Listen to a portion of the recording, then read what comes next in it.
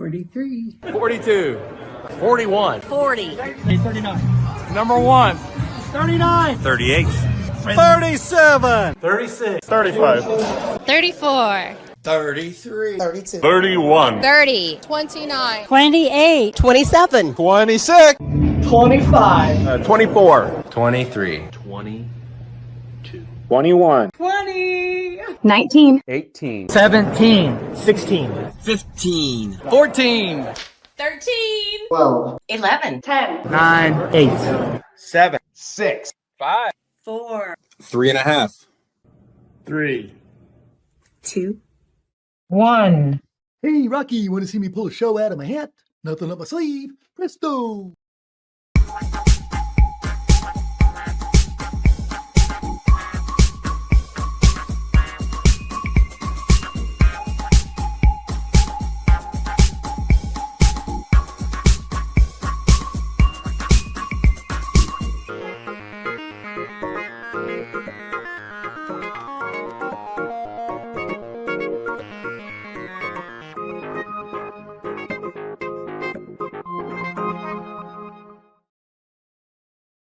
Hi, and good evening, and welcome to the Mouthwash Talk Show, a minty fresh take on, I might as well say it, politics. We haven't been doing a lot of life stuff here lately, but the politics have been as interesting as they can get. So we have a lively show for you tonight. I put out a little request on, say, Sunday, Monday, whatever. I said, hey, if you're a delegate that was at the convention, would you like to come on the show? And I had like 8 people. I'm like, wow, I didn't expect to get anybody that was brave enough to do it, but there's like 8 people. And so I picked a couple of them out. Actually, it's the good, the bad, and the ugly. I have one of the delegates that was appointed, one that was based, that won a lot of votes in their little election. And then one that won the election, won it pretty well, but got kicked out. So she will be our last guest. But first we're going to start out with JD Thomas. Then we're going to have David Winters, and we're going to talk about the convention. We're going to have them all on at a certain time. I think being the first 20, I think 9:20 is when our first one's coming on. But whenever I see them backstage, I'm going to put them on. I got Brad in the backstage here.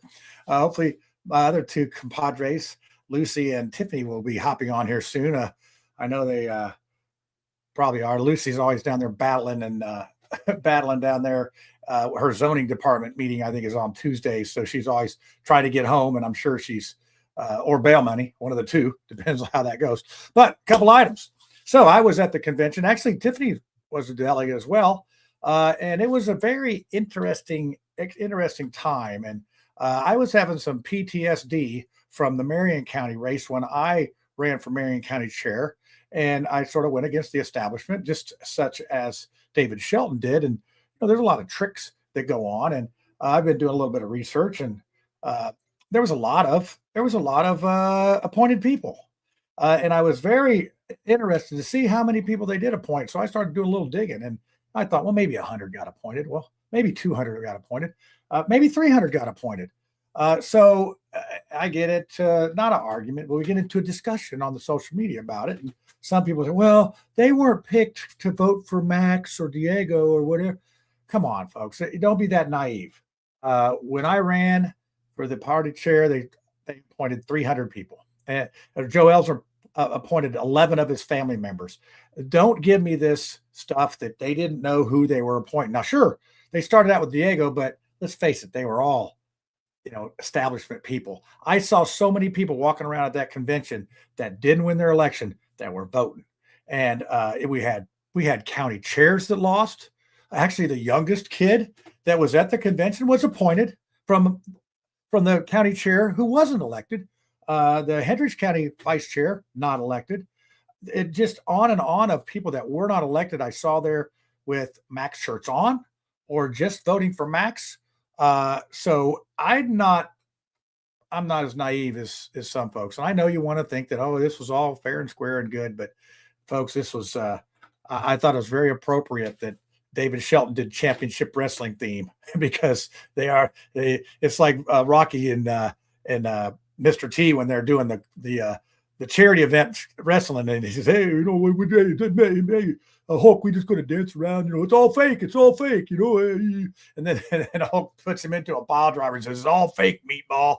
So, you know, the championship wrestling, folding chairs, and all that. I just thought that was interesting. That's what it seemed like to me. Now, some folks just bought it hook, line, and sinker, and they go, "Oh, this is all organic." Oh, Max. And hey, I just want to say, I think Mac's a good guy. I you know, that's not the issue that I have. It's just the process that is involved in this. And I don't want people to get mistakenly that it got to be the process. As I say, this is the same situation that they did to me 2 times in a row on county chair, one in 21 and one in 25. So same thing, same deal. They appointed enough people that you don't win. So it was tricky this time because Max ended up getting across the finish line by about 11 votes. He needed 816 to get the 50 plus 1, and he got 827, or not 627. No, 827. 816 to 827. So it wasn't like a landslide win, but it did get done in the second one. So that was good news because they said, "Oh, it's going to be quicker." And I do have a couple clips here that I'm going to play. I see Lucy coming in back there. So let me see if I can get a screen share going here. We'll do this real quick here. Let's see, screen share. You know, if I had a producer like Woody does, Woody's show, I produce for him and everything goes good. So let me see. Let's try this one. Maybe that's that. Hold on. I can't tell which one it is, but let's try this one.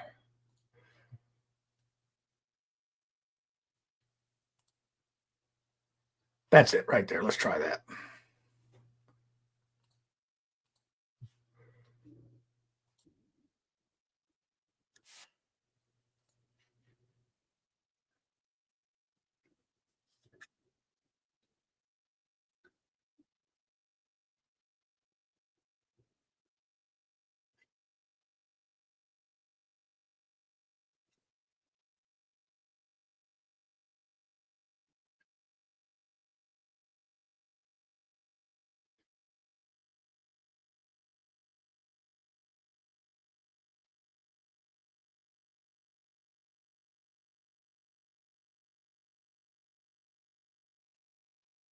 Okay, so that one was, let me see, let me get the other one here.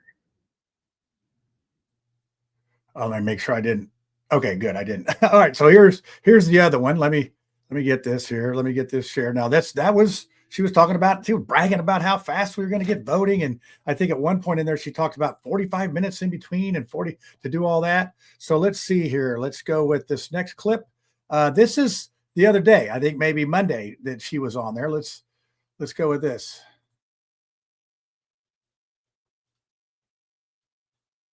There was some rumors circulating regarding the ballot count. One of the rumors was that a campaign requested a hand count, and so the results from the first round of voting took a little bit longer than expected. Are you able to clear that up for listeners? Did you hear that rumor? I did hear that rumor from a lot. I can tell you, at this point, once the rounds were over, we got through the second round.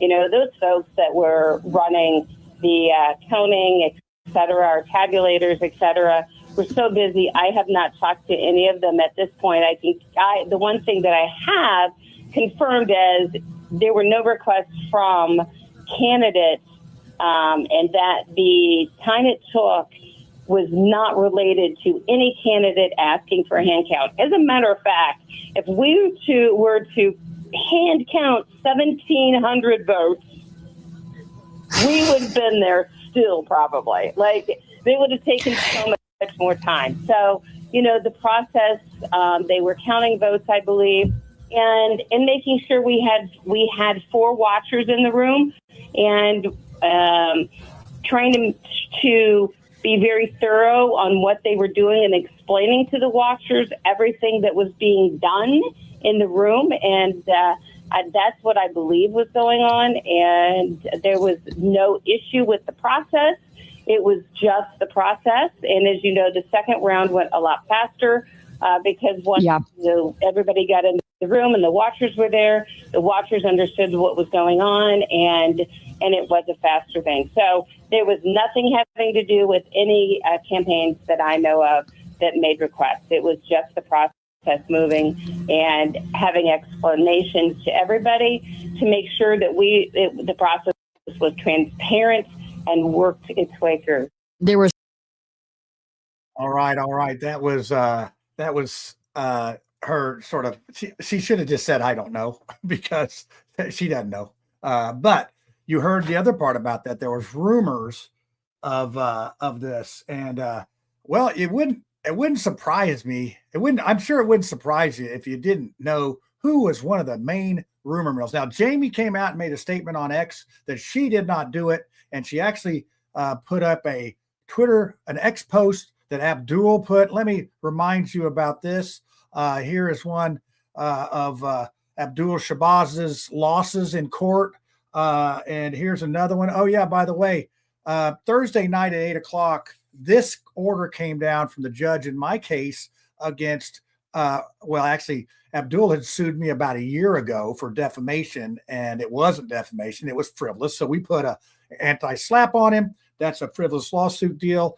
And I don't think it was a coincidence that came down Thursday night at 8:00, the night before the convention.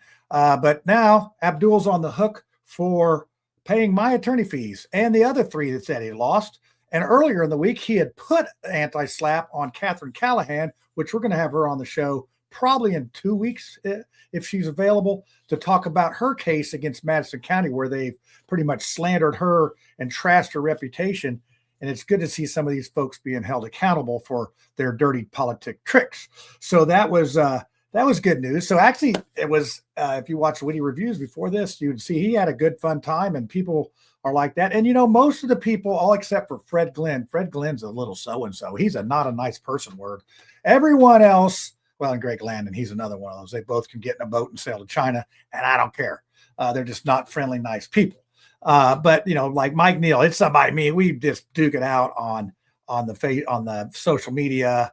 And even Kyle Mattern, he's one of the Turning Point bros. Now that Carson Miller that he was talking about, no, sorry, he can go with Landon and them. He's out there, but me and Mike Neal, we just yucking it up. I mean, but we can agree. And I hope that everyone could be like that. If you say something, or, I was catching some garbage about what I think this thing was rigged, and it was rigged. And I think rigged's sort of a weird term, but it was definitely slanted towards someone that they wanted to win. And I'm almost to the point where I think they could elect a ham sandwich if they wanted to. So that being said, that was just part of it. Now, Witty Reviews talked about this rules committee and Joseph Bortka coming up and calling for a point of order. And the party has decided that they don't do Robert's rules, so we don't have to accept it. But they chanted for a long time until the natives got restless and nobody really understood what they're doing.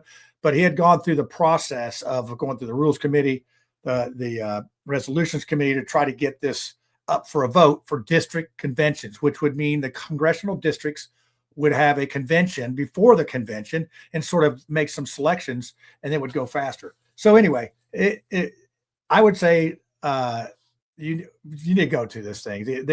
They're quite the pomp and circumstance. The parties the night before are a lot of fun. And then here, program note. Next week, we will have Democrat convention people on. I'm going to try to get 3 of them. And Jesse Brown may be on the panel. So we'll see how that goes. Try to get that set up. So we have a lot of stuff to talk about. We have our guest hopefully coming on here in a little bit, but I want to get the panel out here. Oh, I see Tiffany just went dark on me. Come on, Tiffany, let's go. She's backstage. I'll go ahead and bring on Brad and Lucy here. And then when Tiffany comes back on, hey, what's happening, peoples? Hey. I know you guys were saying, oh, I want to sit this out because it's your party and everything. But I'm like, no, I want some hecklers. I mean, yeah. I'm not going to be nice. Right? Yeah. Why? I'm not going to be nice. I mean, y'all are colluding to, put a little bit of light on me. Now I can feel like I'm under investigation. I'm being. You look like you're okay. There you go. Don't get too close to that light because your face all disappears. Why isn't the convention live streamed? It's supposed to be secretive. I don't know why they don't. Like the dark. But I mean, even Republicans they could put it on like a live stream of like a pay-per-view, You know, they could charge like. Is it recorded at all? Yeah, they have a whole bunch of cameras back there, and Yeah, like what are they doing with that footage? Well, Most I things think they now put it are on the big screen. See that big screen over my other shoulder here? Where is it? Where is it? There, right there. They have two of those big screens. I mean, they do a pretty good job with things, and the food was good. This last time they ran out of food, and the natives were mad at the evening. And then this time they had good food.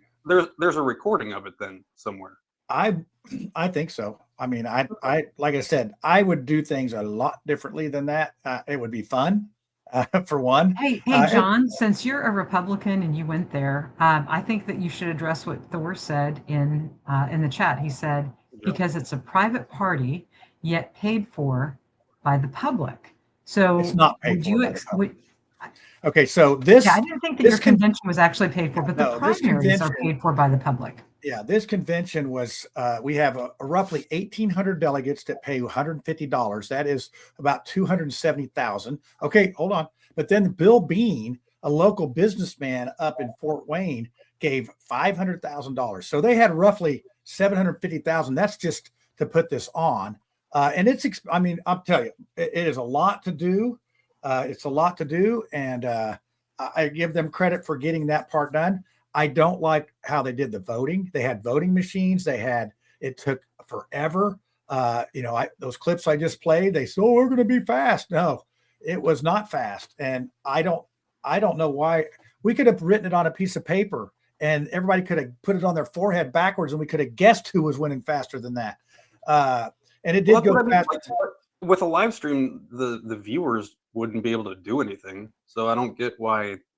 I think that this is, here's my take on that, guys. And I don't know where Tiffany must have got a phone call. I see JD's backstage and David. They should go for the Democrats too. Like they should live stream theirs. I'm not. Yeah. Saying here, let's get Tiffany on here because she was there. Tiffany was there. Hey, Tiffany, how you doing? I know you had to probably, jump back on here, but one of the things I would say about this is it could be done. The voting could be done quicker. You could almost do this on an app. Now, the reason I say that is because this is supposed to be a party where we're all buddies, right? We're all in the same. Certainly, there's not cheating going on in our own party. We can't be trusted to have a voting app. We have to have the machines. And the second thing is, if these are the folks, what's ironic is this was the Secretary of State race. What's ironic is it took them 2.5 hours to do 1,700 votes. Now, I talked to David Shelton yesterday, I believe, or today, I can't remember. And we talked about it, and he was talking about he has his whole county done by 8:30. So, that's how long it took from 6 to 8:30. He is done, and he's got everybody taken care of. That's a whole county, and these folks couldn't do 1,700 in 2 hours, 2.5 hours. Who is it that said it doesn't matter how you vote? What matters is who counts the votes. Oh, that was I don't know who it was. I saw Jamie Rittenauer's post on Facebook, and I thought that she said something to the effect of, that each of the candidates were allowed like 7 watchers, but they weren't allowed to actually watch what was being done. Like I got the idea that they're like standing in a circle or something, but they couldn't actually see, verify, confirm, or in any way make sure that the process was actually accurate. Okay, so I think they were allowed 4 watchers, but one was like the chief watcher. So they got to see that, and they did get to see that. The vote, I don't think there was anything wrong with the vote other than the timing and all that. And it looks like about 150, 100 people didn't even show up or close to it. And then another 50 or 60 left at the second vote. So, do they get refunds for like the 150? No, so what's funny is you say that, and I can't imagine Republicans. But we're having Nicole on, who was kicked out here in a little bit. So if you have delegates who've committed to come, who've paid to be there, and then fail in their duty, are they at least put on a list where they're not eligible to be a delegate in the future for failure to, follow through on their commitment? No, our Marion County chairwoman didn't even show up, and she was a delegate. Now she got appointed. And what's very interesting is I saw some Mario comments in here. Mario Massolani is this Hemco party chair and lost his delegate race, and his son lost the race too. But they both got appointed by the county chair. Okay. We had, I just saw so many people there that lost their election. In fact, Diego Morales and Max Engling lost their delegate election. And so I just, and they were all appointed. And people say, oh, well, they didn't vet. They know who you're voting for. I'm going to shout out to David Giffel. I think he's somebody that watches the show. He was like, well, nobody coerced me. I said, well, David, everybody knew what you were going to vote for. It wasn't like they know how you're going to vote. If you even got an ounce of anything in you that you weren't voting for either Diego or Max, you weren't getting appointed. And I'm sort of discovering that there's probably was 300 appointed, and Max won by about 150. So that's exactly what happened to me at the county chair race. Was they appointed 300, and I beat them all but 142. So plus, do you think that any of the 20 were asked to stay home? I don't know what, some things. Because like if they were voting for Shelton. That's a lot, a number of people to stay home. Yeah. Well, I mean, especially people that, there's people that run for this. And I think if you are an elected delegate, I think you just feel like the prodigal son. You're the good person that stayed home, and there's other people went out partying and they got all this half the loot too. Tiffany, you were elected. You did well in your race. So, how did you feel about the fact that all these people just got appointed and sort of, actually, if you think about it, Max got appointed to run as Secretary of State.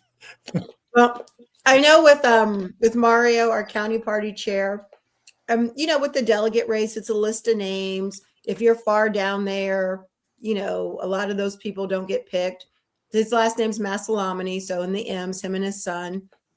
And a lot of people, when there's a list, people will vote for all women, or they'll just vote for the first 5 people. So we know traditionally with this delegate race that, if you're further in the alphabet, that it can be more difficult.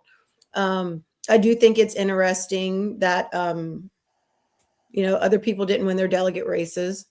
But yeah. I know. At the same time, if you did run, you do have. If you did run for delegate, you have interest to be a delegate. I would see why you would want to pick somebody like that, but it was. I think it was somewhat selective, and I'm not. Like I said, when I ran for the county chair, I hate to keep bringing that up, but it's like I had PTSD on it. It was Joe Elsner. He appointed 11 of his family members. That's a bit extreme, and it might be more because that's the only ones I could actually find, because some of them were spouses and everything else. And of course, those people come vote and then they disappear. So I wonder how many of these, I think in this case, most of these people are probably going to stick around and work, but there's probably about a third to possibly a half of our party that felt like they were just not listened to, between the Joseph Bortka stuff and wanting to, bring that, all that was to bring it up for a vote on the floor for the district. And we had those things 10 years ago. We had district conventions. And I think that would give people more of a voice. So what I saw was these folks just want to drown out any delegates. If you got elected, it doesn't matter. We're going to appoint people to cancel you out. And then if you want to have your voice heard at the thing, we're not going to listen to that anyway. We're not even going to do Robert's rules. We just want to get in here and stamp our guy and go on. So there was a lot of things there that make it a little bit suspect. So I see JD's back there. I see he's got his camera off. I'm getting ready to bring him on. But anybody else have any more questions before we get him here? So yeah, I was going to say. Oh yeah, go ahead. Okay, what I was going to say is, if we all are old enough to remember the movie War Games, thermonuclear war, the only way is to not even play the game. We all know this was a selection. It wasn't an election. It's just like every other election that's run by the old parties. It's way too important to trust the outcome to voters. Yeah, well, and it's interesting because we were talking about that. I'm going to put Becky Bechtel on the hot seat here. She's someone that supported my opponent in the thing, and then less than a year later, she was fired from her position. And I would like to see her run for the county chair. I'd support her. And she was one of the hardest working people, and yet she got replaced. And so what they say is no good deed goes unpunished, and that's sort of it. So. Becky's a very hard worker. I know her from the Indiana Federation of Republican Women. She's a very, very hard worker. And definitely we need to keep her active and engaged. Yeah. More work for Becky. Yeah, that is what it is. And, I appreciate the conversations. I mean, I don't like the when you do social media, you're not, you put something out there and there's no context with it. There's no inflection. There's no, I've started to put LOL on mine so people don't think that, it's, hey, just relax a little bit, because they all catch their hair on fire when I say, I think the voting was intentionally long.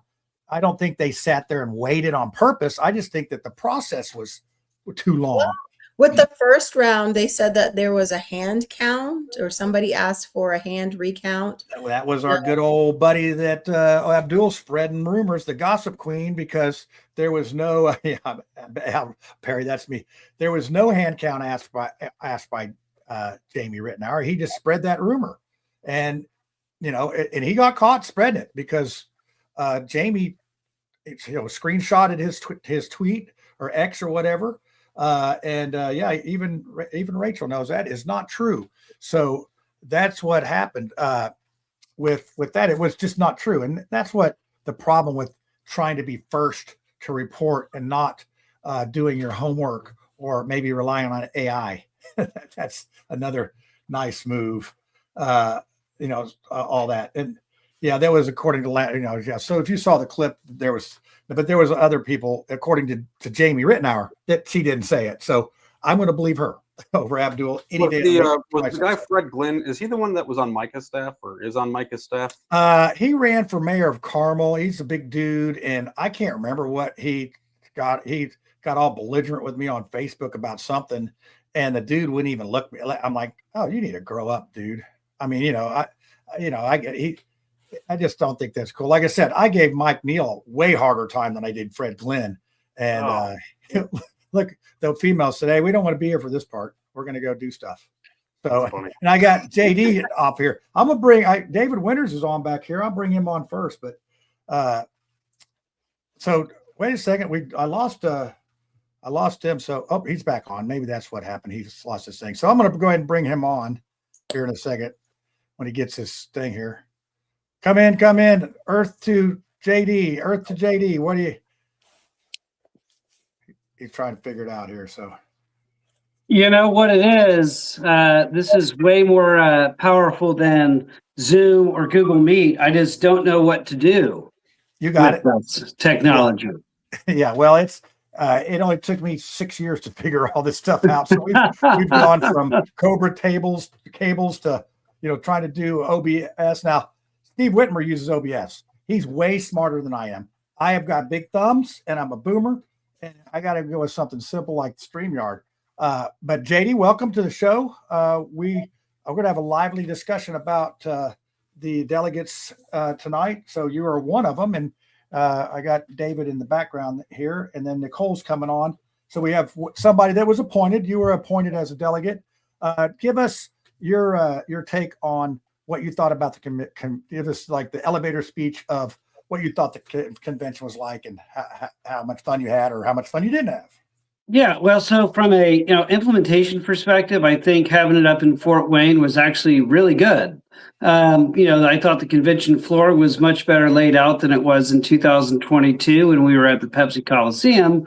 But we kind of chatted about this yesterday, and I heard you kind of chat about it today. We didn't exactly move the needle too much on how quick it took them to count the ballots.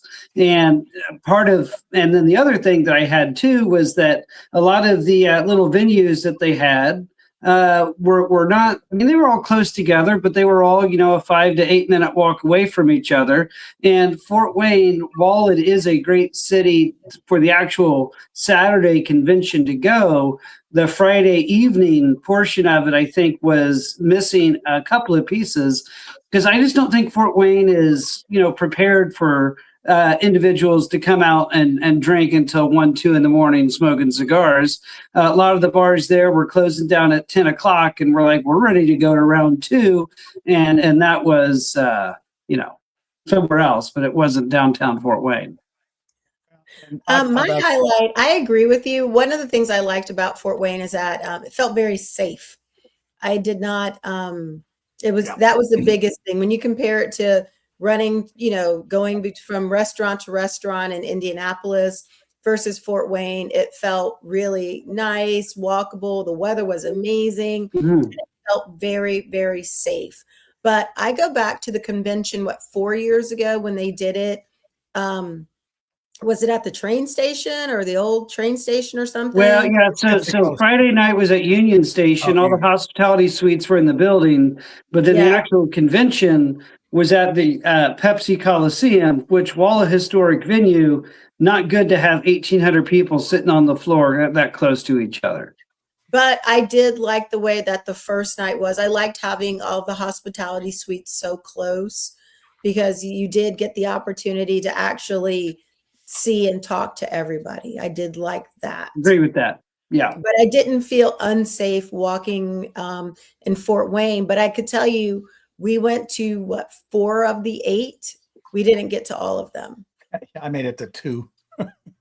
And me and Whitty closed down Braun's at about midnight, which I was impressed. Braun had his bar open until like 11. So I gave him 5 stars on that. But yeah, it was one of those things. And it's probably a good thing we didn't go super late because bad things happen after midnight, right, Tiffany? So after 10. Yeah, I know. Well, boomers, it's after 9:30. Come on. So some of the things was that we had. What's your take on appointed? Now you were appointed as delegate, and I'm Philip Clay is your chair, and you ran for delegate and you didn't win. And I get it. If you ran, hey, that's better than somebody that didn't run. You're going to probably gather from that pool. And were you a Diego supporter before Max, or were you always, well, you couldn't be always Max, but who did you support first? And if you did support Diego, why did you switch? Yeah, so absolutely was somebody that was, in Diego's camp. I've been around, the political space for a couple of years, and I've never met anybody that works as hard as he does and that is as personable as he can be, and making, in my opinion, some of the folks that feel a little forgotten within the political apparatus, right? Some volunteers at different events. He was always really good at engaging with those people, encouraging them to, stay active and, thanking them for what they're doing, which I think that goes a long way to keep people involved and actually grow the party. And so I definitely appreciated him for that.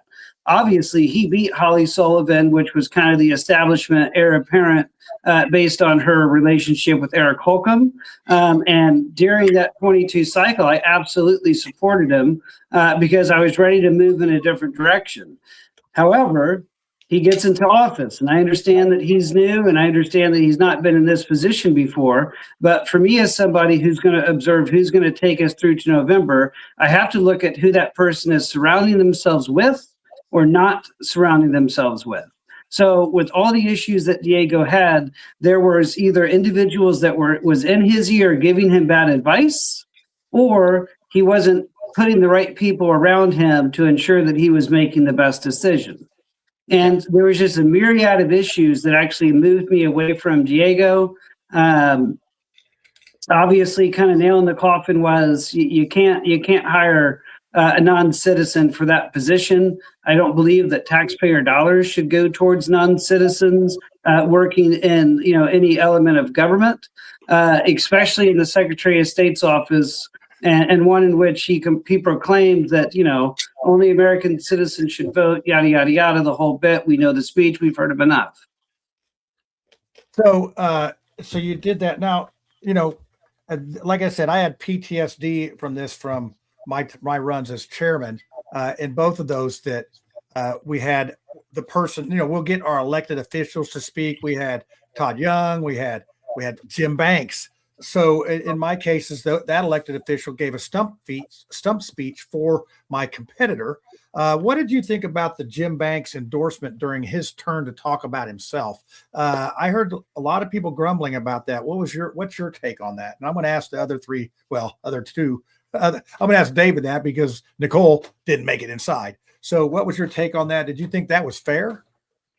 Well, I think that there was enough people already walking around the building saying that they were going to not be a rubber stamp. And obviously, I think the voters or the delegates are smart enough to see through the fact that, the senator endorsed Max Engling. It was not a secret that he was backing this guy. So the fact that he said it on stage really didn't impact anybody's perception of where the senator was landing on the issue. And I would have actually I would rather have him actually nominate Max on, Saturday, but I'm not part of that apparatus, and so that was a decision made on who was going to nominate him. But he's a sitting U.S. senator. There's nothing against the rules for him to say anything from the floor. There was plenty of people in the crowd that were wearing Max Ingling or Diego Morales or David Shelton shirts during the Friday night opening ceremony. So the fact that endorsement came from the stage versus the floor really didn't make a difference to me.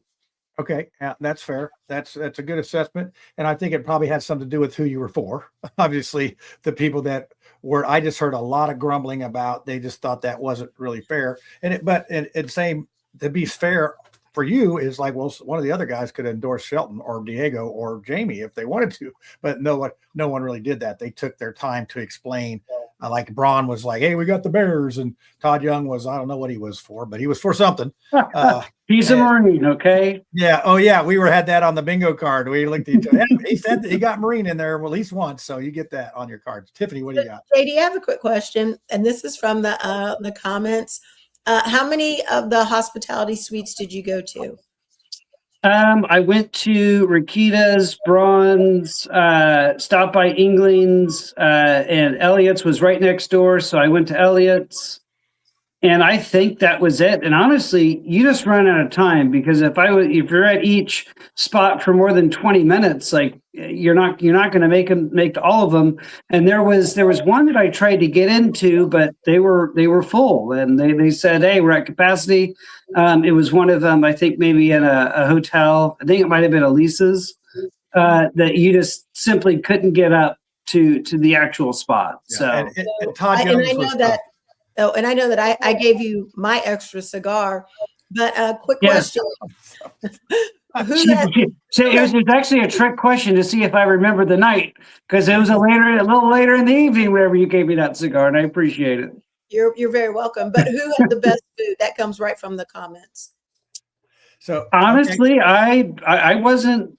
I didn't walk into a venue and be like, wow, this was awesome. Maybe if I would have gotten into Ruth Chris, I probably could have had maybe a steak slider or something, but I wouldn't say that anybody had great food. I mean, nothing to write home about for me.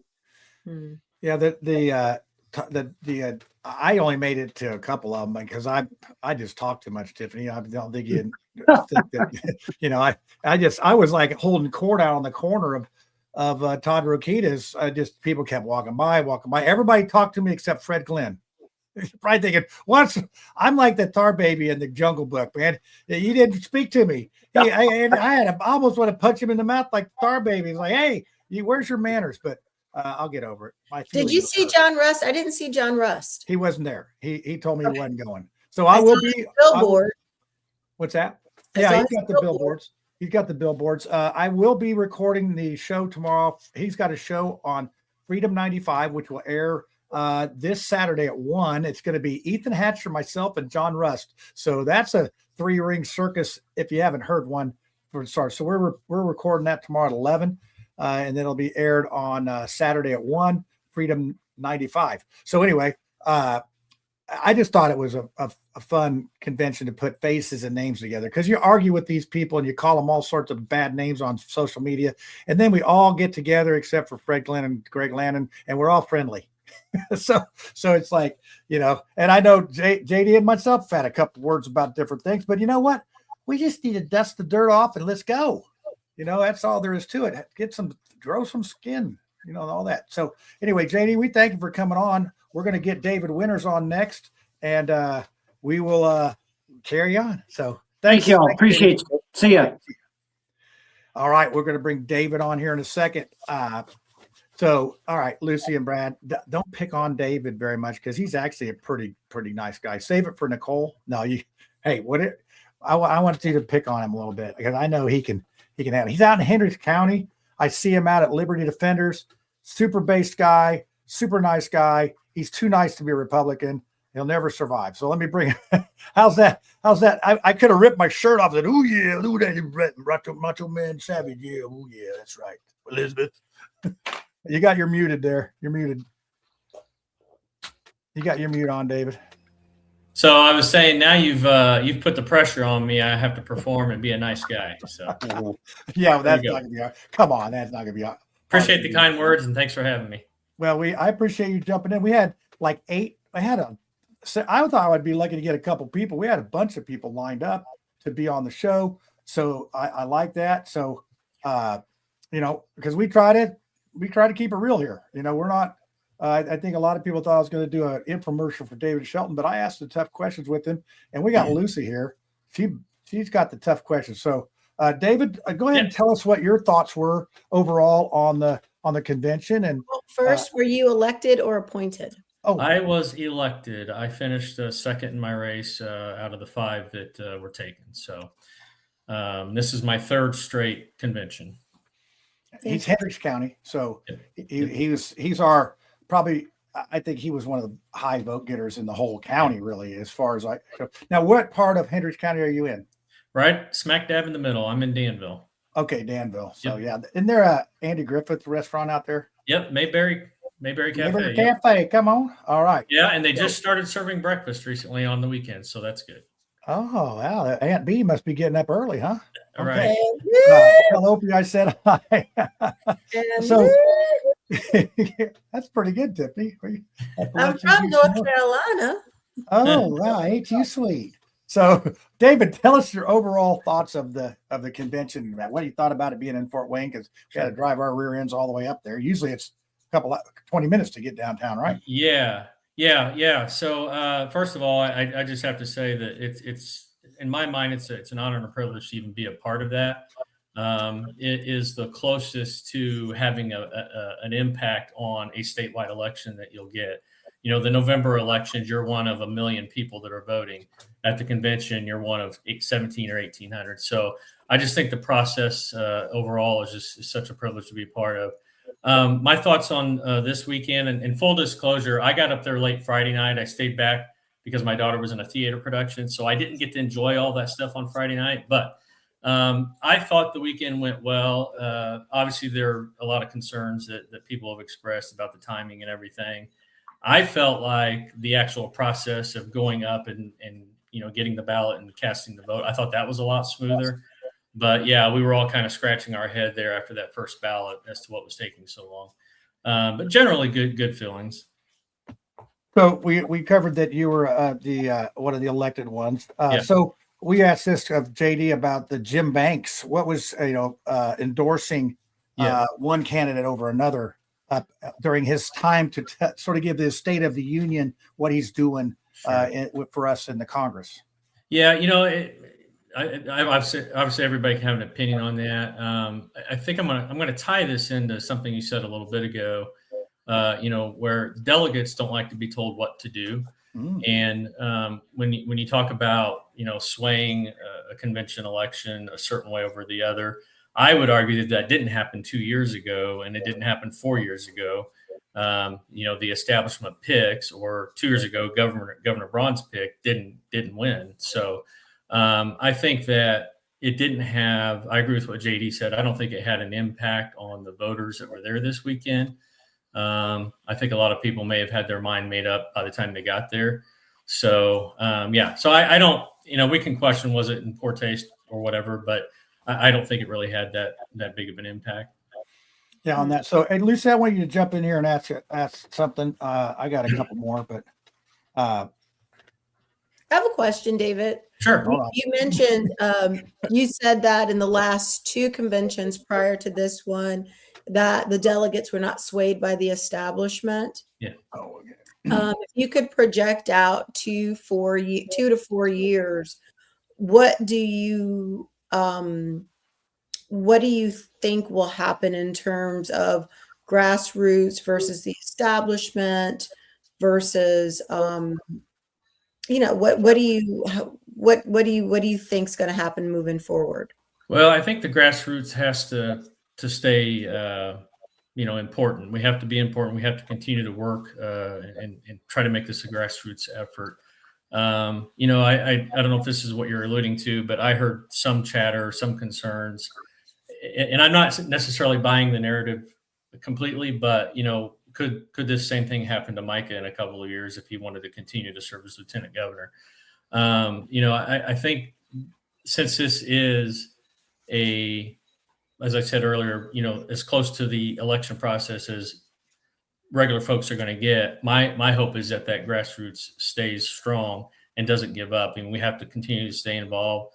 And it's not about always wanting to fight the establishment or anything like that. At the end of the day, from a conservative Republican perspective, we want the best candidate out there because we believe that our candidate is going to be better than the opposition in November. So that to me is kind of the bigger picture. So, yeah. So I love what you said. So there's two parts of when I think about the incumbent Diego coming into it. Diego had it was this amazing dichotomy. He had this really great work history, and he delivered on everything he said he was going to do. But he had some flaws, and he admitted that from the stage. And it was just one of those things where I guess the work results kind of were definitely overshadowed by some of the things that were in the press. Yeah. And, when you move forward, and he was chosen by grassroots. Mm-hmm. So, for grassroots candidates, what do you think, what type of candidates does grassroots need? What's going to make the best grassroots candidate in your opinion? In my personal opinion, I think we really have to look at, conservative principles, the Republican platform. I see, I'm going to maybe veer off a little bit here, but, we have a super majority in the legislature, but I don't think we have a super conservative majority. And so to me, it's finding candidates that are going to kind of get back to that, that small government, liberty minded, freedom minded, and things of that nature. And just, I think the election 4 years ago, Diego, I think each of these conventions, you've had different elements that are impacting how they carried out and who came out victorious. 4 years ago, you had some anti-Holcomb sentiment in there, and I will admit I was one of those people. And then you had, at the same time, Diego, as we've said now, the work ethic. He had lunch with me, and I was a nobody. At that point, although I was in elected office at the time, but still a nobody. And he had lunch with me, and we talked. And I really liked what he was saying. And then 2 years ago, kind of the same thing. I think each election is a little bit different, and how the impact of the grassroots has will probably depend upon outside factors, whether it's what's going on in the state or what's going on in the country, or in the case of Diego, unfortunately, I agree with what you said, a great guy on many fronts and just kind of got into some things that sidetracked him. I think, we find those people and we keep putting those people out there. I don't think it wouldn't sway me to say, oh, I'm going to give up now and just go with the establishment So hold on a second, Tiffany. I want to ask him this question. Now, we hear this word establishment, and establishment basically is the people in charge. Do you think that there's a shift in the establishment? Because before, it had a different face on it. Now it seems like we got a little bit of power brokerage going on here with who's in charge of the establishment, and it looks like Jim Banks maybe surfacing as the establishment now. And it seems like a lot of people want to be in the establishment that were non-establishment before. So I may get myself in trouble for this next comment. But I don't know if you know this, John, but I'm the treasurer of the Hendricks County Republican Party. Oh, I knew that. I'm one of the reasons I wanted to get involved is because I wanted to start having the influence at kind of that structural level. Because anybody can get on social media and scream and cry and complain and all that stuff. But if you don't have a seat at the table, you don't really have any impact. So one of the reasons why I wanted to get involved at that level is so that I could carry some of these thoughts, into our meeting. And we meet on a regular basis. And I throw some thoughts and ideas out there that the others don't agree with. But I continue to try to do that to make us better. Now, not to win a certain argument or not to win a certain day, but just to make us better. All right, Tiffany, go ahead with your question if you still have it, because I know I start listening. Oh, so here's a question. So oftentimes delegates are pretty much the most conservative of Republicans. Mm-hmm. And so we come together in convention and we find a candidate and we nominate them and put them forward for the ballot. How important is it for our candidates to be able to appeal to the masses, to be able to appeal to the average Hoosier? Do we cut our own throats when we choose an overly conservative candidate? I mean, I suppose you could make that argument. Maybe I'm old school. I consider myself a very strict conservative constitutionalist guy. And so I want more conservative candidates. But I think what they have to do is it's about messaging without compromising your principles.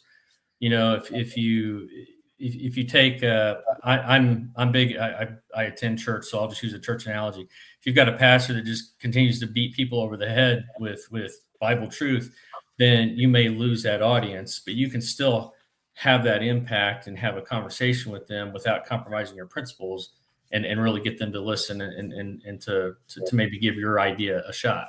What if you have a lieutenant governor that does that, though? I love Micah. I'll just leave it at that. I know. I'm still on the Micah train. Okay. Well, no, you pointed out, like, he beat the system. Like, he beat the establishment 2 years ago. Yeah, don't hate the player, hate the game. That's what I say. Yeah, but then I think also we have to learn from what just happened over the weekend. There's grassroots finding candidates and then getting candidates into office. But, the standard that people are held to, you just can't get into these elected offices and go scorched earth. Well, I think, yeah, that's a fair statement. I think that, maybe at times establishment and non-establishment can cross paths and come to an agreement on something. I think that if Diego didn't have all of the baggage or whatever that he's accumulated over these last 4 years, and then you brought in someone that was being pushed by the establishment, I think Diego still comes out on top, or whoever that candidate is.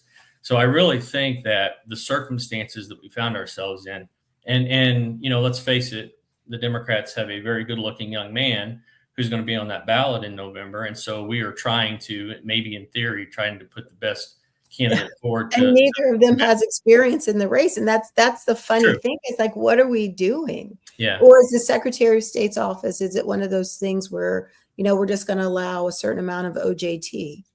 Yeah. Well, so I want to do one more thing, and I want to get Nicole. I see her back here on the stage, backstage. Let's talk about the Joseph Bortka amendment. So I was in the Rules Committee. I spoke in favor of it. It got sliced and diced, but the Rules Committee recommended it to go on to the next committee. I spoke it there. There was no one against it.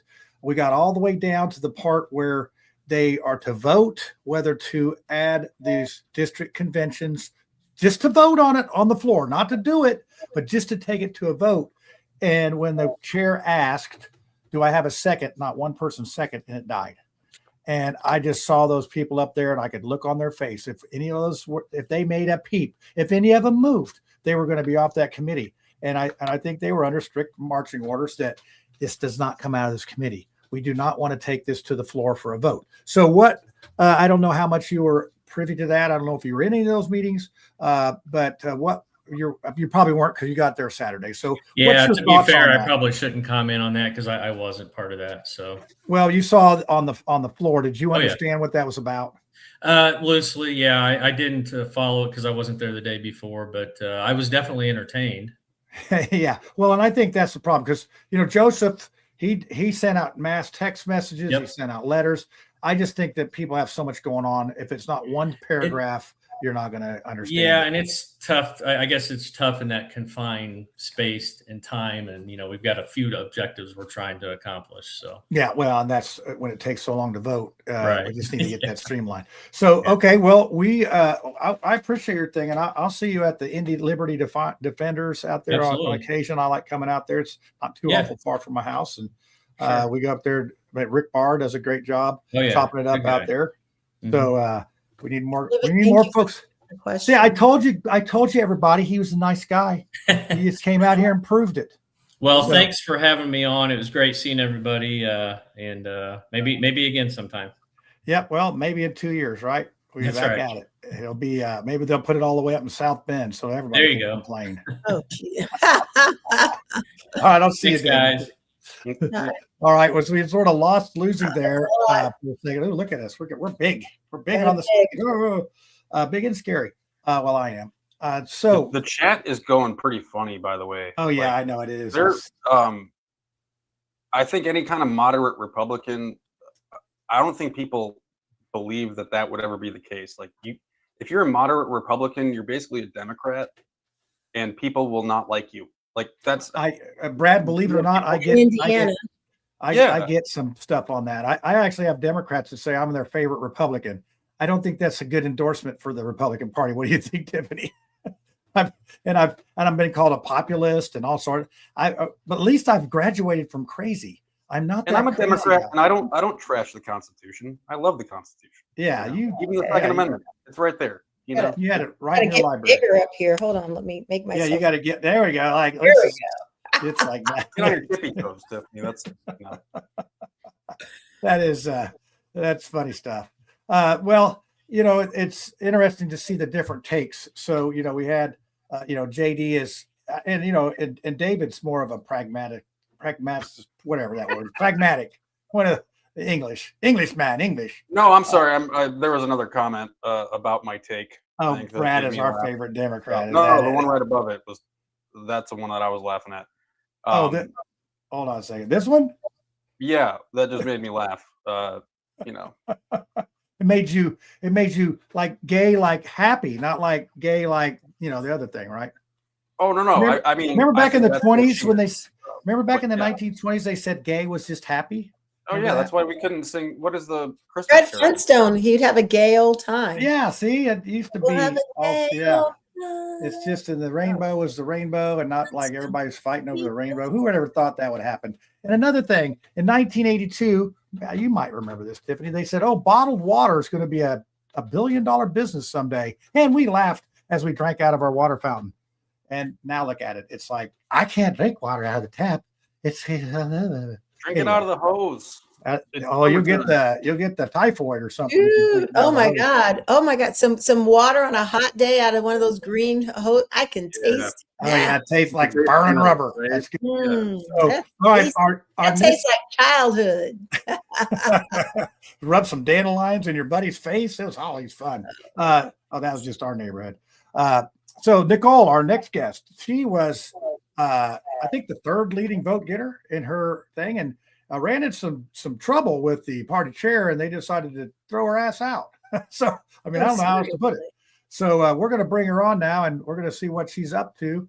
Hey, Nicole, how you doing? I'm doing all right. How you guys doing? I know you. What did you do?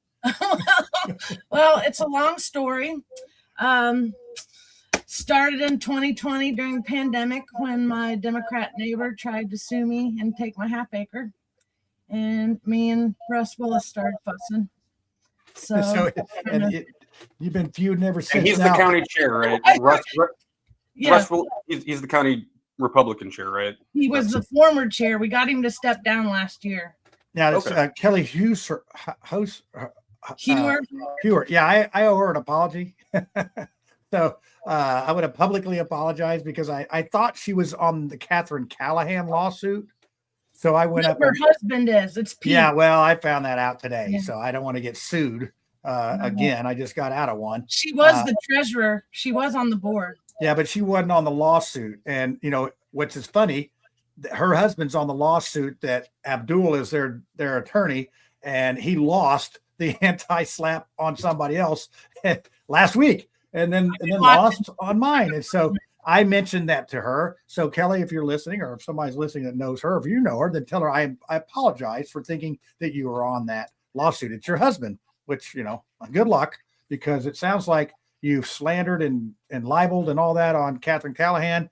And the judge says, hey, we got enough to keep it going. So anyway, that's a sidebar, but that's sort of the quagmire you're in up there, because I know that you're friends with Catherine and you've been fighting this your own establishment up there. So just give us the short version, and then we want to get to some questions of how did you end up getting thrown off the ballot? You won your thing. You probably paid your dues on time, correct? Yeah, I did. Okay, so then what happened? Well, it was April 25th, 2026, and I caught my opponent electioneering in the chute with another elected official. And we got to fussing. And later on that night, he admitted it, and we caught him on record and have a recording of it, and we put it on YouTube.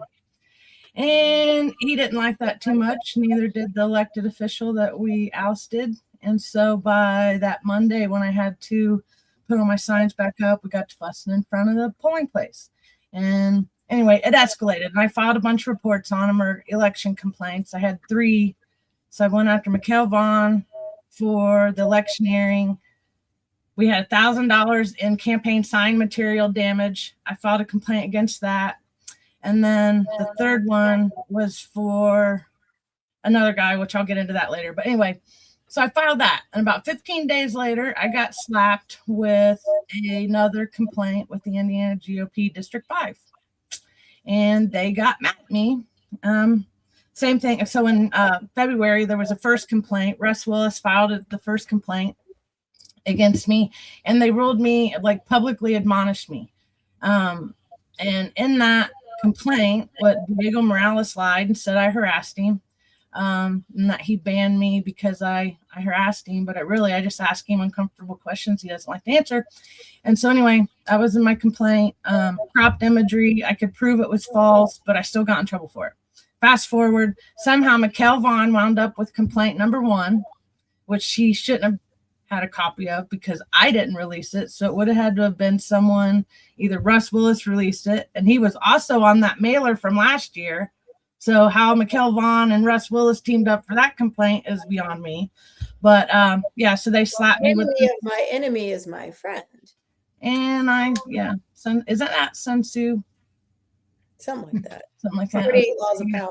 Yeah, so they double whammied me, and then I had to go to another hearing, and they basically scolded me this round because I congratulated a libertarian for making it. Oh my God! Oh my gosh! Get Woody on the phone. You can't talk to those kind of people. That's so I congratulated Will Henry because he made it onto I don't even remember what it was that he made it onto because I just don't remember, but I congratulated him. So I got reprimanded for that. I got reprimanded for sharing Democrat posts, and they started telling everybody I was Democrat because I shared posts. And then but it boiled down to, once I got there on June 7th, I got a secret sneak attack by the 3 witnesses that showed up that weren't even in the complaint that I was ready to rebuttal. And so I got kind of set up. Well, Christopher Bilbrey has a copy of it, the hearing, 25 minutes. I love Bilbrey. He's awesome. I do too. He's he likes to get onto it. So yeah, and you were I saw you make a mention on social media, honorary mention at the stage, because they said, and the only person kicked out was you.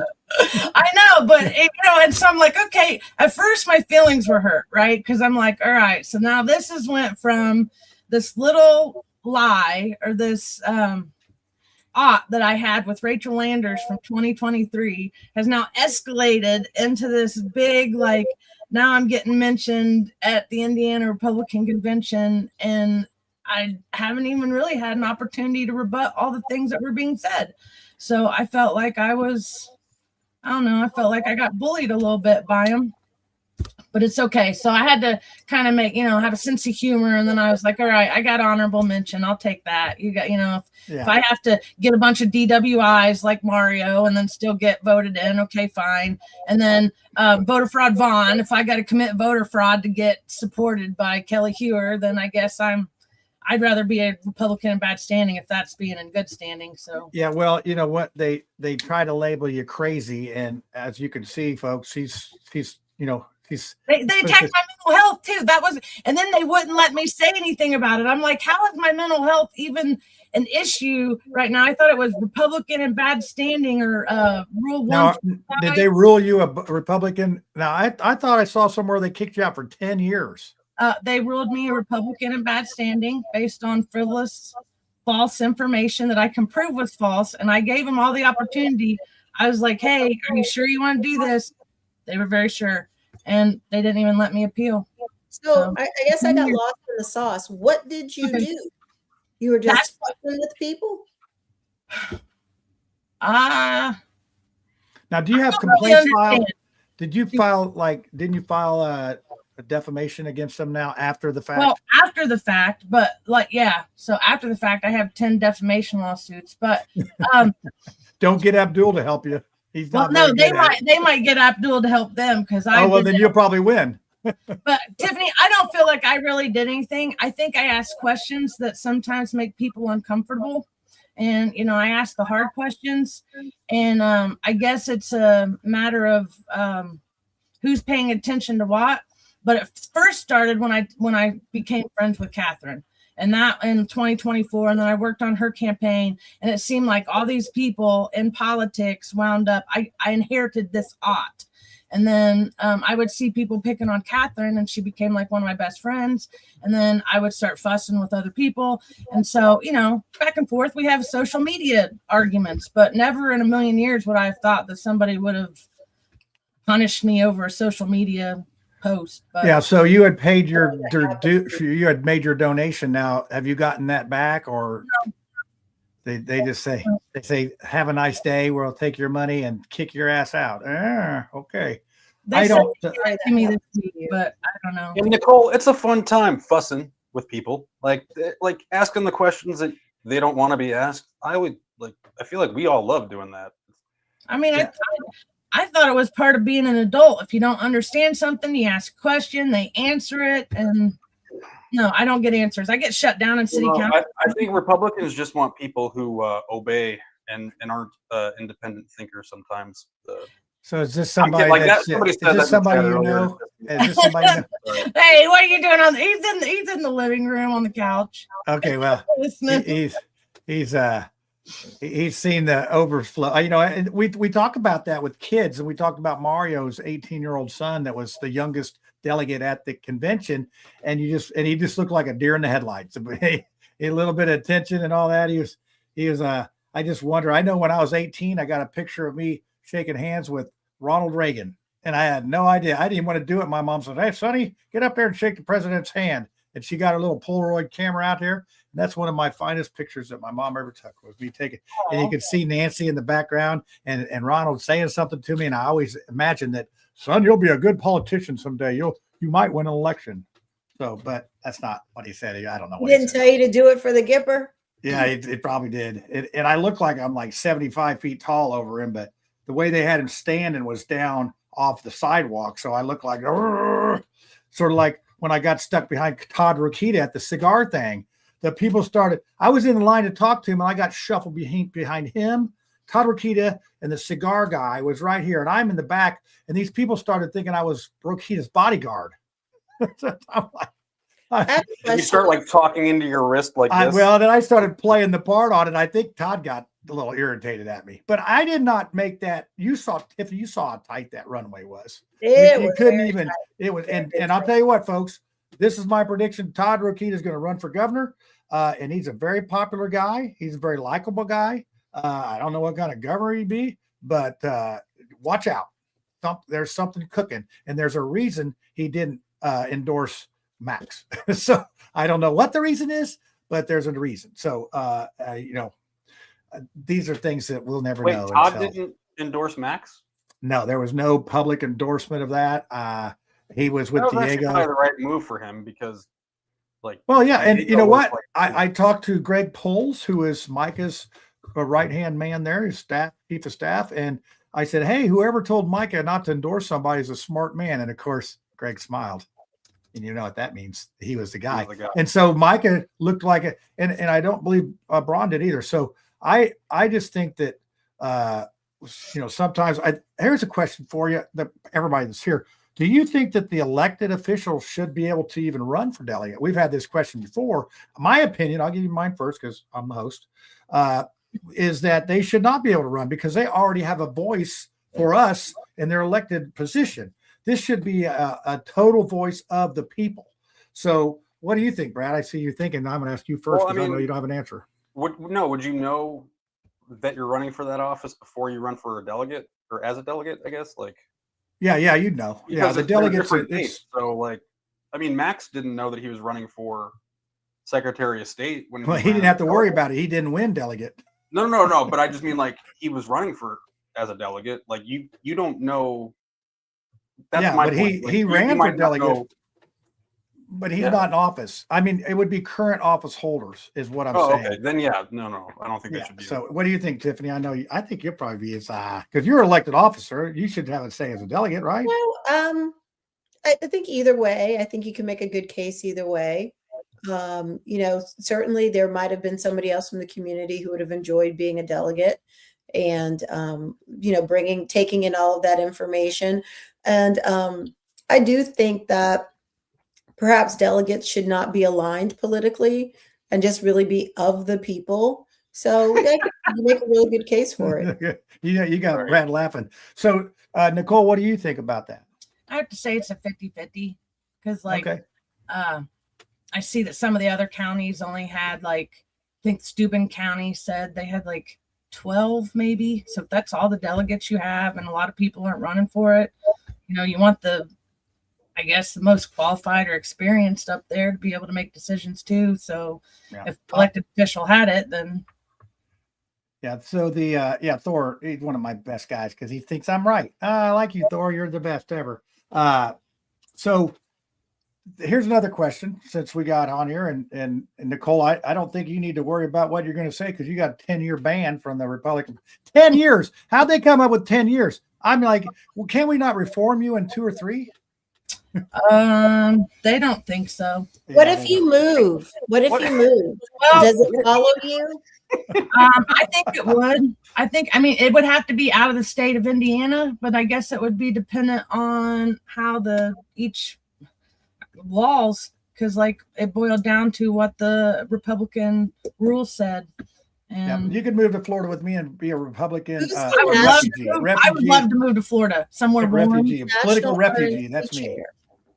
So did what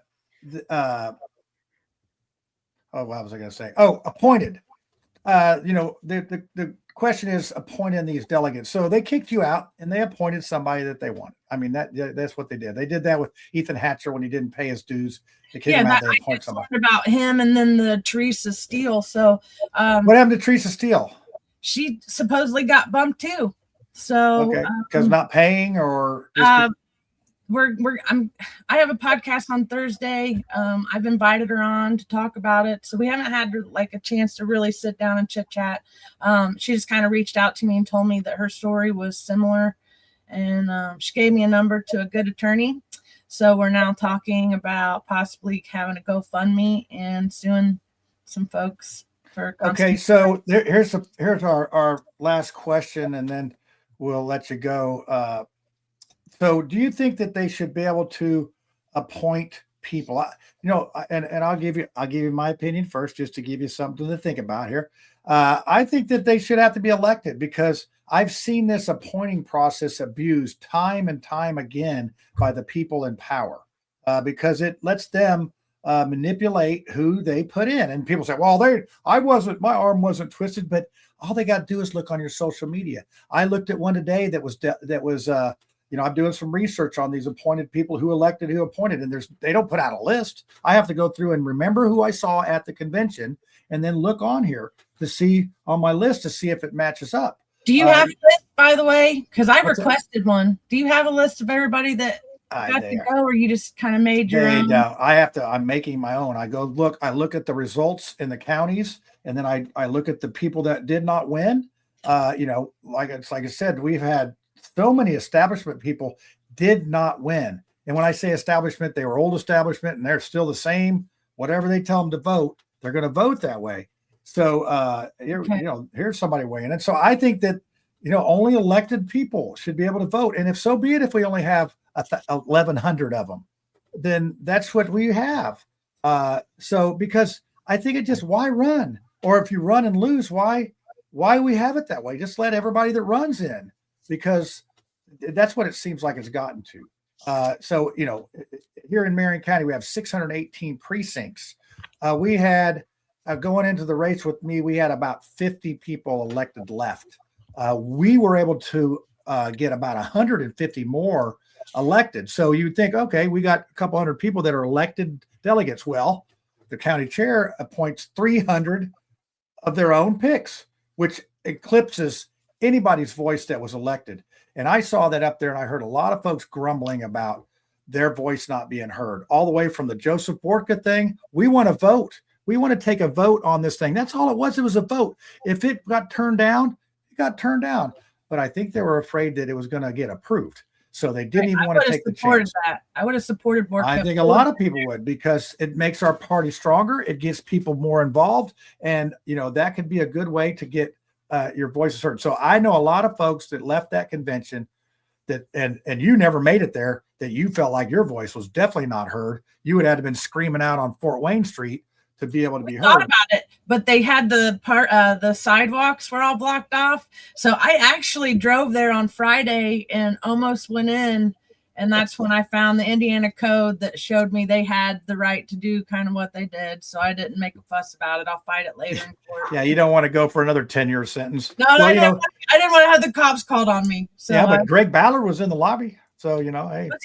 I didn't even know I could get in the building. So I thought they'd try to tackle me or something weird. Yeah, well, it's, sometimes it's good to stay away. And as I always say, it's a club and we ain't in it sometimes. But I do appreciate you coming on and talking with us tonight. And, next week we're going to talk to the Democrats. We're going to see, I got the word out for some Democrats. Yeah, I know. It's going to be fun. Well, so thanks a lot. And we will hope you we'll come visit you in prison, in GOP prison. I'll bring a cupcake and a file. I love fatty cakes. All right. We'll all right. See you. Thanks, Nicole. All right, kids. We've made it. I think Lucy called it an evening. I asked her for a question, and then we didn't let her ask a question. So that was good. Well, I was laughing because somebody was talking about in the chat about bullies. What they say? Yeah, bullies are great at claiming that they are bullied, and then they're saying it's always something, right? Always someone else is casting a bad hand. I want to say that's not always the case, because look right now with the reflection pool. The vandals are to blame.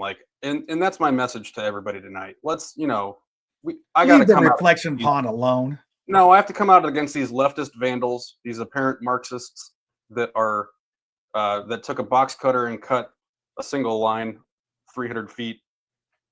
That's definitely what happened, and it wasn't the blue paint or the peroxide poured in, or Yeah, well, I saw a video. I just saw a video of somebody getting arrested for tampering with the thing.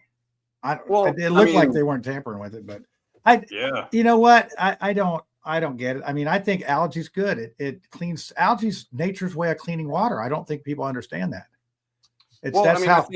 I think it looks bad. I think Trump thinks it looks bad, and he doesn't like that. Hey, Tommy Ice says Democrats for algae. I saw that meme going around too. Oh yeah. I mean, we are thinking of some. Hold on a second. What? Oh wait, yeah. Okay, so this is a good question, Thor. You are very intuitive.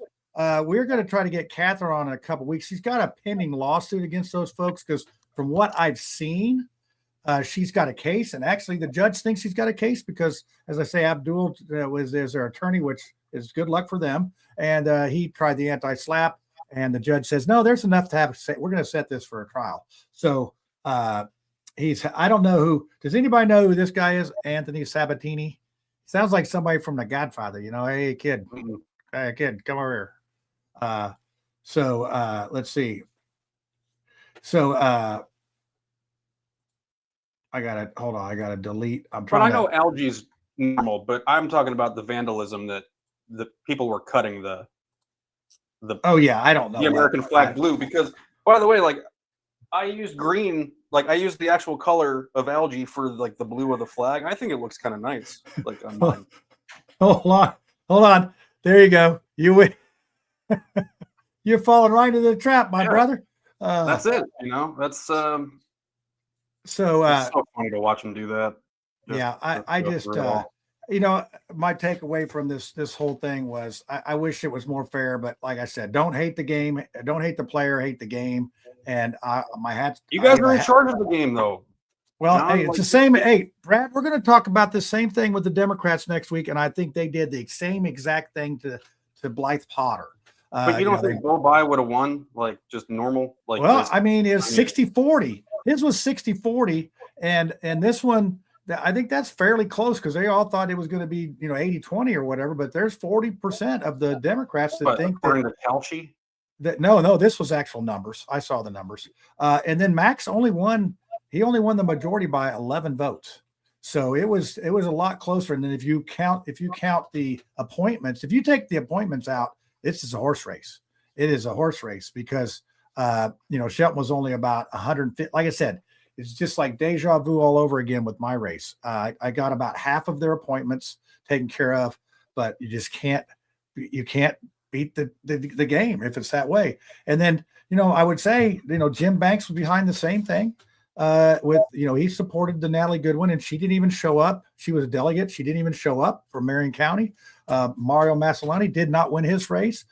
Jody Smith from Hendricks County, the vice chair, lost her race. I mean, the list goes on and on and on. Our first guest tonight lost terribly at his race, but yet he was out there and doing that. But I get it. If you're a county chair and you got to find people, you're probably going to pick that list. And I'm sure they know who those folks are going to vote for. I mean, it's not hard to tell. Did you believe JD though when he said that he went for Max just because of that last straw? Like that was their talking points. That the whole time it was their talking points because they all knew before the Diego. If you just watch the finance committee with Ed Delaney. She was hired in 2023 though, and then she resigned at the end of April of this year. So Who's that? The woman who you're talking about that one. Yeah, I just think it was just an aggregate of the straw that broke the camel's back. You look at they knew what it was, and I know what I heard. Now this is what I heard, so don't take it with a grain of salt. That they did some polling, and Diego only was beating Bo by 2%, and that's when the red flags went off, and that was about a month ago, and that's when they started saying, "Oh no." And David Shelton might have come in that poll is maybe not beaten by. So that's when they decided to do this. I just thought it was pretty silly. It's time for Brad to go for. Are you serious? No, my cat freaking knocked off my camera. Now you're some dude on Family Guy. This is. Oh yeah, that's my Family Guy avatar. That's what I would look like if I was on the show. Tiffany likes it. Don't you think that's a bit improvement, isn't it, Tiffany? A little bit. Yeah. So Tiffany, what do you think? Why Brad can't figure out his camera? There he is. Put the other guy back out. That was funny. He actually makes a thing when you're talking. So. Oh yeah. Let's see. I'm going to put this up here. Now, this is not this person. This is not this person. This is somebody else. And I'm not real pleased about who it is because I know who it is. And I'm trying to kick you out of the studio because I don't want fake people from the comment, but I cannot get you kicked out. So you need to stop commenting and quit making a fool of yourself. So there you go. Brad's back again. So if you were okay, I can't figure out my camera. That's okay. Yeah. So it looks like you're talking when your guy talks. We're good with it, aren't we, Tiffany? So anyway, what do you think about some of that stuff I just said? Oh, about the way things are organized and whatnot. Well, yeah, just about the game, I guess. The whole game. I mean, you've been in the game. They did the game to you on your election, and I know I'm not going to let you say that. I'll say it for you. So, I think with this one being a statewide race, I think they are very concerned about what a Democrat in this role would mean. So I think it had a lot of heightened attention. And Max needs to win. Yeah, it's just going to be very interesting to see how it goes down. I don't think Max is going to win. I don't think Ballard gets on there. They're saying 8%, whatever. I mean, he says he's up to 60,000. I still think he's not. He's going to have. It looks like they're going to try to run like a turning point, trolling conservative campaign, and it's just gonna. I will tell you what for Max or for Ballard. For Max, I'm telling you what. If I were working on Max's campaign, I would be everybody's best friend. I would I would try to appeal to as many people as possible. Yep. So Tiffany, during his speech, I know he was very nervous, but he seemed a little over the top to me. He just seemed like he was had a little anger to him, but I guess that's probably okay. And then when I went in to vote for the second time, he got up in my face and he was trying to tell me that I was going to vote for him on the second thing. And that I talked to him at the track, which I talked to him when he was doing an interview on the phone. And I don't know anybody that, I was voting for David Shelton. You talking. Did you see that? Did you see how close he was to me? Yeah, I saw you two having a very intimate conversation. Yeah, I do remember seeing that. Yeah, but it was. Max has got to win. I mean, I think with the way the primaries went, at least for me, and now that the convention's over, it's just time for all of us to come together, get our candidates across the line, and we've got to do what's right by the party and what's right by the state. And I think that that's what's most important right now is coming together to do what's right and what's best for the state.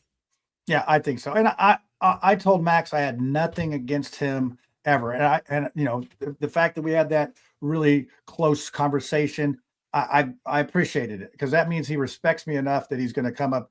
And I told Max this every time I saw him. It's not about you. It's just about what Banks did to Marion County and how he backed a candidate. And there's no accountability for him backing a poor candidate. And Tiffany, you're close to Marion County, and you lived it with me a little bit. And when I don't know if the Marion County chair was there or not, but I know that when it comes, and I feel bad because I've called you John Luther King before. And I have a dream. I know how much you care about Indiana politics. You care about Marion County. You care about the precincts. You care about getting candidates out there that can represent our values. And, nobody wants to be the other end of a sentence that starts with, I told you so. Nobody wants to be the person that people didn't believe in and didn't trust and didn't support. But, when it happens, people cut their own throats. And I know that no matter what, John, you just got to know that, you're a good person. You're probably the best person to have been the chair.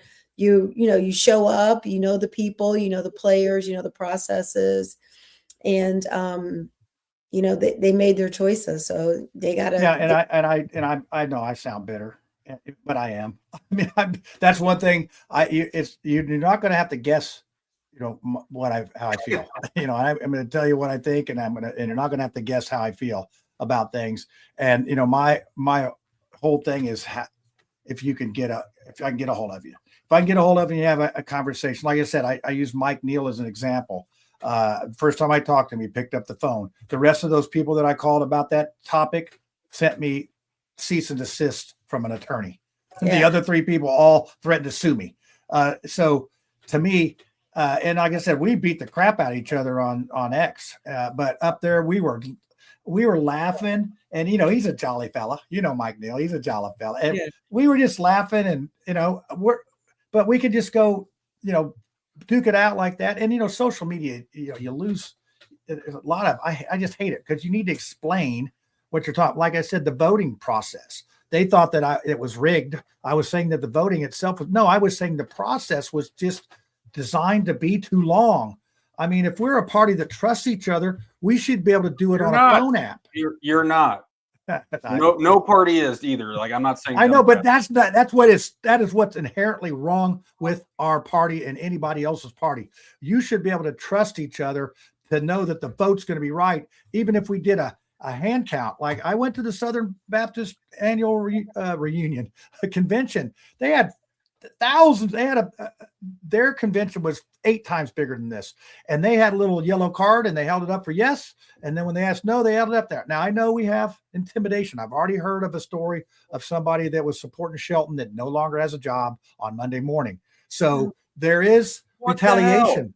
I know. I'm trying to track that down a little bit, but we need to be able to respect other people's opinions. You know, I mean, use me and Mike as an example if you want, that we can have a different opinion, but I'm not going to go after Mike and that. And it's going to be harder for me because we had so much fun together. It's going to be hard for me to give him a hard time, but I will. So I don't know why we couldn't just Dominion. I hear they do good elections. What's that? The Dominion voting machines. You guys should just, you know. Brad, you're not helping anything. We use the machines. We use the machines for early voting or whatever. It was actual voting machines. This thing was run like an election that you would, you know. But there was absolutely no privacy. Like I could see over everybody's shoulder. Oh my gosh. Yes. They all want to know. Yeah, I was going to make some comments in there, but I didn't. Dude, like when you got to the machine, the walls were like this. I mean, there was absolutely. Yeah, but it was only like, it wasn't, I kept waiting for the next page. I kept waiting to vote for me for delegate or something. So Rachel's in the comments there. I don't know what part of what was said was that you didn't agree with. I don't, sometimes when you just put something out there, put a little more on that. No, but she was supportive of you. She was supportive of you. She said, I'd be pissed too. I'd be bitter too. Oh, okay. Yeah. Okay. So and you know what? I called some people. I called her and I called JD up that was, you know, didn't quite understand my take on this. So it was, we had a great conversation. I love Rachel. She's based. She's in it for the right reasons.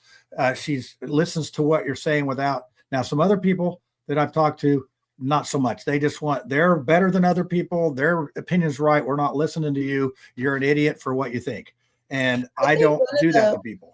One of the great things about Rachel is that, you know, you can disagree and she can hear you, but she always has the best interest of the party and the community. Well, the party, the county, even the city of Fishers. She supports candidates. She gets them over the line. And she can even look past like personal issues that she has with people to get them across the line if they're good, strong candidates. Yeah. And that's where everybody needs to be. Right. And I agree. And I think that Rachel, Rachel was helpful in finding Max to do this. And she called me on this, and I was, I just like, it just seems late, and is it going to work? So someone got, so I'm trying to track that down.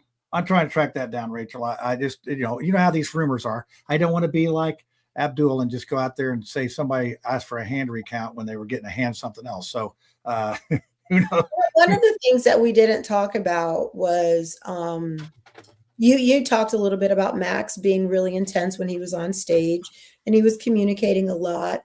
And I think only you and I were privy to the conversation that we had with John Rust about Diego doing a press conference. And in retrospect, I wish he would have, because I felt like he spent some of his time on stage addressing things that he could have addressed at a different time, about his flaws and things like that. And he really could have spent time talking about his job and what he was going to do in the next term.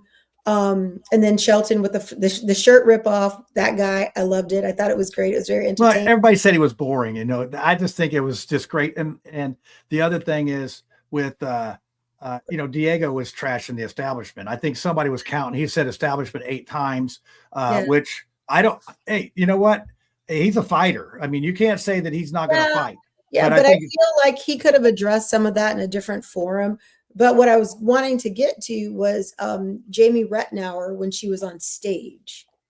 I just, I don't think that she connected with folks the way that she was intending to. No, she sort of acted like she just strolled out there like, she's the queen, I guess. I don't know. And I like her. I think she got a little sideways with it, because remember when she was on her show? And that was not the same person. No, well, and we sort of did. Remember, we got into a sidebar and we got down the rabbit hole for like 15 minutes, and she just sort of sat there. And that's my fault for being a bad host. But you know what? John. So I just remember her being so. She was just so. It was just totally different. Yeah, just totally different. She almost seemed a little bit angry. on Saturday, and I don't know what the road toward the Secretary of State's office has been for her. But when she came and she talked about being the governor, she had all these ideas, and it was just so conversational and so likable, and it just came from a whole different place. But it just didn't seem like the same Jamie that we'd experienced when she was running for governor. The politics are I mean, they ain't for everybody, that's for sure. And you've seen how it works, and we've all been there. I just feel, I talked to David yesterday. I wanted to chase down the rumor about Diego and him talking and plotting and all that, which is another falsity. It's another one of the gossip queen put out there that they were making a deal, and then the way he makes it sound is that they were making a deal, but wait, was that one of the Turning Point kids? No, that was Diego and Diego and David Shelton supposedly had made a deal together about if one. No, I thought I saw that from one of the Turning Point kids, though. Oh, I call them the toilet paper boys, the toilet paper bros. Because they were that Carson Miller, the one that Whitty was talking about. He's over the top. They're fun to go back and forth with. Can we get them? I want to ask them if they're going to be on. If they can be on the ring. I would put Kyle on here because I think that he's. After the show with David, and I put his questions up there with who we'd already answered earlier in the show when he got on last. I think he put him in the comments thinking I wouldn't put him up. He doesn't know me, so if you put something up there, I will say something. So he messaged me afterwards. Hey, thanks for putting my comments up. Now, we go at it back and forth. He's the one that got on to me, called me a Democrat, Brad. I mean, me and you were the same. Them fighting words, John. Yeah, I know it. It's like, hey, we're gonna go, boy. It's gonna be embarrassing to get beat up by a boomer, but hey, let's go. Democrat boomer at that. Then, yeah, I know, right? It's like I hit him like that. I'd slap him, maybe. I don't know. Oh my God, they don't. But and I see him out, and I think we just need to respect our other people's opinion, and that's our show's based on that. We respect your opinion if we don't agree on it. And then when I see somebody out, that doesn't act that way, when they just act like they're better than you, or that your opinion doesn't matter, or we're going to not talk to you because we're better than it grinds my gears. But overall, it's always fun going to those things. I see a lot of people. Honestly, it was a very good convention for us. I had so many people come up and say, hey, I heard you speak in those committee meetings. Thank you very much. I made it sort of funny. I got to work in it's a big tent. There's just no door on it. And then the other committee, I said, it's like, we're all grassroots up in here, except you guys have taken away so many of our rights. It's like you mowed the grass all the way down till it's dead. So that was another quality thing. That's all people remember is, those punchlines and things. So, and then people on our show, the Mouthwash show, there's just a ton of people that, of course, I was wearing my blue shirt on Friday and my red shirt on Saturday.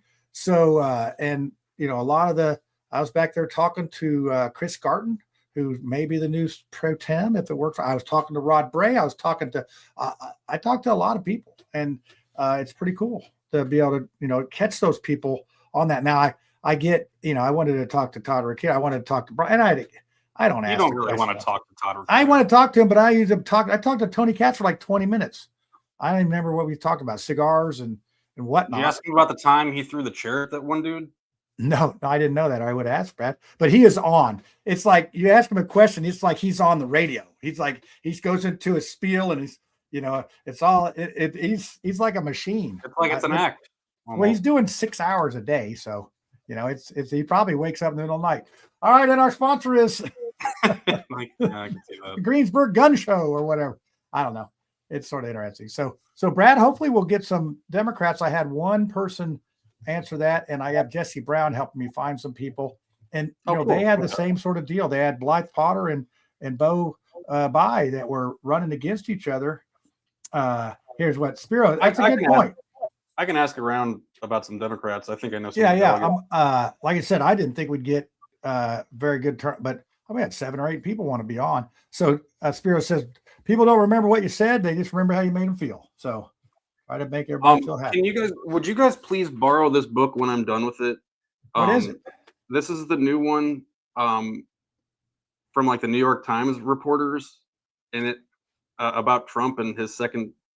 Oh yeah, term. it's I only got like it just came out today, and I was reading it until like before the show, and I'm gonna go back to reading it now, and it's just hilarious. Yeah. So are you gonna read my book when I get it done, Brad? Yeah, what's it called? That's called Tiffany. You know what it's called? It's a club, and you ain't in it. Yeah, that's nice. the name. Are you gonna have like your picture with like a little sweater over your shoulder on like the back jacket? Yeah, well, either that with a tennis racket, maybe, or maybe one of those lacrosse little things. No, you have to have on a blazer with the patches on the elbows. Oh yeah, that's right. That's and a pipe. Yes, And a pipe. There you go. Yeah. I'd be more like Popeye, looking like Popeye if I was doing that. I'm Well, on not like a chapter finger 3. Pipe. We're not. Yeah. But and it just keeps on. The book just keeps on going with everything. But it's got a lot of different things in there. You got to remember, I had the Barry Morphew incident in there. I mean, it's like it's got true crime. I mean, it's that's a what thriller. I mean. That could be like its own. Honestly, it is. It's been a wild ride to this point, and I just feel like I don't know. It just feels like my interesting. Let's see. Nicole's got something here. For share. This is one of that she got reprimanded for sharing Bly Potter's event, which I would think that would be something that would be good for Republicans to get Potter in there against our guy. What do you think, Tiffany? I think that would be considered espionage, not something that you're so is that be what shunned for. Is that what she did? Yeah, she put that up there. She says she was reprimanded for sharing Blythe Potter event. She shared it because she's a veteran. And Nicole's a veteran too. And apparently that's how they treat veterans up there. But and I followed that would like be like a free pass of some sort, or like if my brother was like in a different party and I shared something, like it. I don't know what the. Not everything can be that black and white, I guess. No, I don't think so. And I've followed the Catherine. We've had Catherine on the show before, and I followed the Russ Wells. I actually went up to one of their meetings to see the cabal in action, and it's a good old boys network. They've always done it that way. We're not changing it. And then you get a couple of gals that come in and decide that they're going to ask questions, and then they start not liking what they see and think it's not fair. And the next thing you know, they're they're wasting more time fighting our own people in our party than they are Democrats. So it just looks bad. It's great to watch, John, everybody. By the way. Oh yeah, that's your neck of the woods too. By the way, you need to get I know. involved. It's like that. And Barry Morphew came from your neck of the woods too. You're from Alexandria, right? Yeah, that's what. I got a lot everybody watch Brad. He's from Alexandria. That's where. No, I'm from Griffith originally. Griffith. You guys are mortal enemies with the Alexandria people. I'm sure of it. So. Anyway. Hatfields and McClures, Any final words? You two are the only brave souls left on the show. We've lost everybody. Well, we lost Lucy. Her dogs. She did send a note. Her dogs were going crazy, and I think that really it was not her monkey, not her circus. So. Because I feel like we let you guys kind of like ask the delegates. I think we all honestly. Sometimes I feel like I'm one of the people in the chat, and I forget that. Yes, because I want to know these answers myself. Alexandria is home of the best bakery, the Alexandria Bakery. Sorry. And how about the root beer stand that Morphew's had, not Morphew's? That what was? Suzanne? It was B&K, I think. Yeah, B&K. Yeah, I think it's still there. Yeah. So root beer floats. Root beer floats. Yeah, yummy. I want some. That's me and Mike Neal started talking about ice cream cones in that meeting. We just they should have thrown our ass out. We were being disruptive, but it was hilarious. So any final thoughts, Tiffany? Any final thoughts? It's just time for everybody to come together. And I did want to say that coming through all of this, just congratulations to everybody who put themselves out there. John and Brad, we all know what it's like to run for office. We all know what it's like when you're not successful. And they say the success of the party is when we have competition, but we celebrate the winners, but oftentimes we don't take time to celebrate and acknowledge what it takes out of you when you put yourself out there and you're not successful. It's hard because these campaigns, they become a big part of our life for a finite amount of time. And we're out there, we're talking to voters, we're engaging them, we're sharing ideas, we get excited about what can be. And then one day it's all over. And we don't get to carry that torch forward. So my heart, after my election, my heart goes out to folks who put themselves out there to make our state better and to improve the lives of Hoosiers. So just know, win or lose, you have my ultimate respect. And for the winners, I will help you get across the line. To the victors go the spoils. That's what I say. And don't hate the game. Don't hate the player, but hate the game. So, Brad, what's your final thoughts? Does anybody has anybody heard anything about the Board of Peace recently? Like, is that still a thing? I don't know. I'm still trying to get over the Department of War. You know, and like, the algae no, I mean, in the the Board of pond. Peace was like a real thing. That's, you know, Who's leading that one? Trump. See that he's got the he's got the ADHD of he's things. got the Alzheimer's he just right now. Which is what he's got. You know, we had the sleepiest president, and now we have the ADHD-est president, right? In a sandwich, we got a ADHD sandwich going with this thing. So what a time to be alive.